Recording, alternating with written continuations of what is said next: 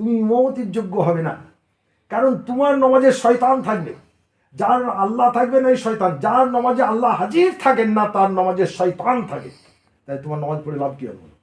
তুমি শয়তানের সঙ্গে যার ইবাদতে শয়তান থাকে ওই শয়তানের সঙ্গে যার নামে যাবে। তাহলে তুমি কেন লাফালাফি দাবাদাবি করবে? তুমি কেন ফতোয়া দিবা? আগে তুমি জানো তোমার কি হবে, তোমার নামাজ রোজা কবুল হচ্ছে কিনা তুমি জানো। তুমি আগে জানো তোমার মরণটা ইমানের সঙ্গে হবে না বেঈমান হবে। তুমি আগে জানো মুমিনের খাতায় না কুমিরের খাতায়। তুমি আগে জানো জান্নাতীর খাতায় না জাহান্নামীর খাতায়।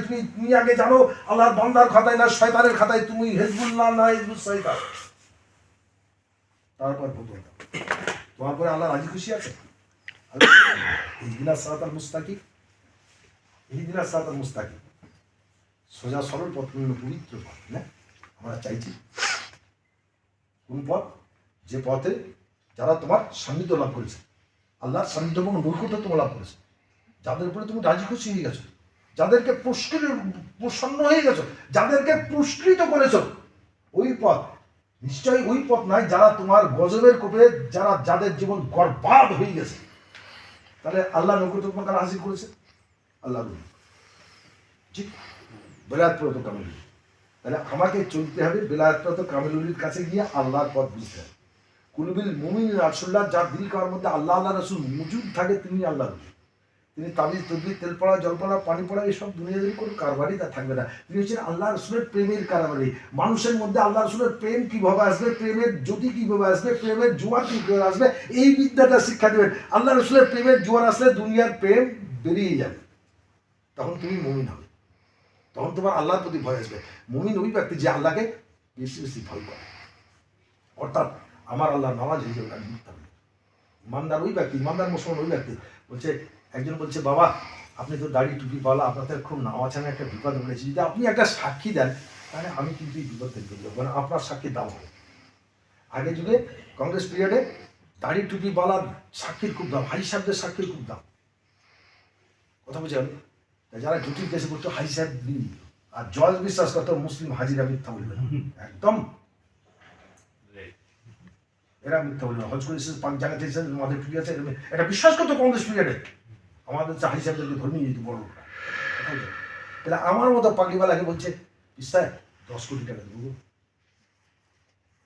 আর 10 কোটি টাকা দেবো, হ্যাঁ একটা মিথ্যা বলে তাদের কি ইমান চলে গেল, আল্লাহ বিমুখ হয়ে গেল, হিজবুল্লাহ থেকে হিজবুল শয়তানে চলে গেল।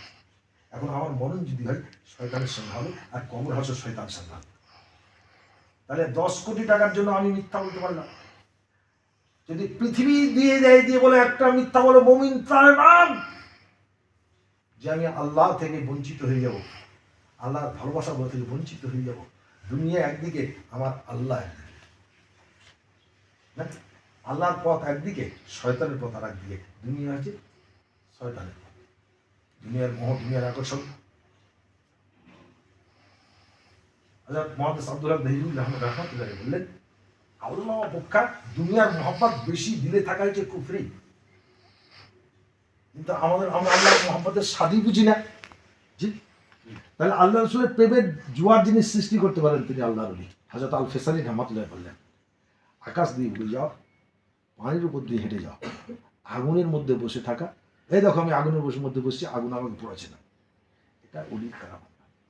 উলির কারামাত হবে এই যে মিলিত দিল সঞ্জীবিত করে ইসমিজাত আল্লাহর জিকিরের জোয়ার সৃষ্টি করা, জিকিরের নূর পয়দা করে দেওয়া, দিল জেন্দা করে দেওয়া, হচ্ছে উলির পথ। কথা বলছেন হযরত আবুল হাসান হযরত মাওলানা হাসান বাসরি রহমতুল্লাহ, তো ওনার দরবারে হাজার হাজার আলেম ওলামা, উনি খুব বড় মাপের আলেম ছিলেন এবং প্রথম সারির উনি মুফতি মুহাদ্দিস ধারণা দিয়ে বসে আছে। উনি স্টেজে আসলেন, চুপ বসে আছেন, নো সাউন্ড, আওয়াজ করছেন না। মহৎ আবসি রাবিয়া বাসরি এসে বসলো, উনি আওয়াজ শুরু করলেন, প্রশ্ন জানতে যে একটি মহিলা না আসা পর্যন্ত উনি আওয়াজ করছেন না, কারণটা জানার ইচ্ছে জাগবে। তো কিছু কিছু উচ্চ মর্যাদাধারী আলেম হাত জোড় করে সবিনয়ে আর্জি করল, হে আল্লাহ রবি, আপনার দরবারে হাজার হাজার মুফতি আল্লামা মুহাদ্দিসিন আলিম উলামা সব এসে, আপনি এসে বসে যান চুপ করে, যত সময় ওই মহিলাটা না আসে তত সময় আপনি আওয়াজ করেন না। এর কারণ জিজ্ঞাসা করবে না। উনি বলছেন আমি হাতির জন্য শরবত তৈরি করেছি, এটা কি পুতলিকা পান করতে পারবে?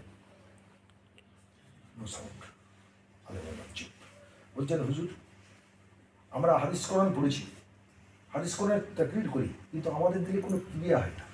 আবার আপনি যে হাদিস কোরআনের তাকরির করছেন শুনছি, এতেও কোনো ক্রিয়া হয় না। আমরা কি ঘুমন্ত মানুষ? উনি বলেন না, তোমরা মৃত মানুষ। আল্লাহ জিকিল্লা তৎমাইল কুলুব, যার দিল আল্লাহ স্মরণ থেকে গাফিল হয়ে যায়, যার দিল আল্লাহ থেকে বিমুখ হয়ে যায়, যে দিলে আল্লাহর স্মরণ হয় না, যে দিলে আল্লাহকে রাজি খুশি করতে পারে না, এটা মৃত দিল। তাহলে এই যে গোপন ব্যাধি, এই ব্যাধি সারি না হলে তো কাফের অবস্থায় পড়ে নেবো। এই জন্য আলেম ওলামার চিহ্নটা নাকি, যারা আলেম ওলামা দাবি করছে, শোনো আলেম 1 বছর, ওলামা 2 বছর।